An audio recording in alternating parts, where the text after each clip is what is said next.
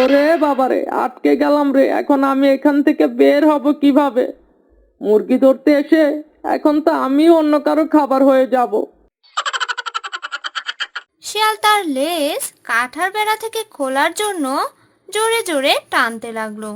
যেই না শিয়াল জোরে টান দিয়েছে, শিয়ালের অমন সুন্দর লেজখানা ঘ্যাচাংফু হয়ে কেটে গেছে। এখন আমার কি হবে গো? আমার এমন সুন্দর লেজখানা কেটে গেল। এখন আমি জঙ্গলে মুখ দেখাবো কিভাবে? যা হবার তা তো হয়েই গেছে। শিয়াল বাড়িতে ফেরার জন্য বনের ভিতর হাঁটতে লাগলো। এমন সময় শিয়ালের সাথে সেই খরগোশটির দেখা হলো। কি গো শিয়াল মামা, তোমার লেজ কোথায়? হা হা হা হা। খরগোশের সাথে কথা বলা শেষে শিয়াল আবারও হাঁটতে লাগলো। কিছু দূর যেতেই শিয়ালের সাথে আবারও একটি কাঠবিড়ালির দেখা হলো।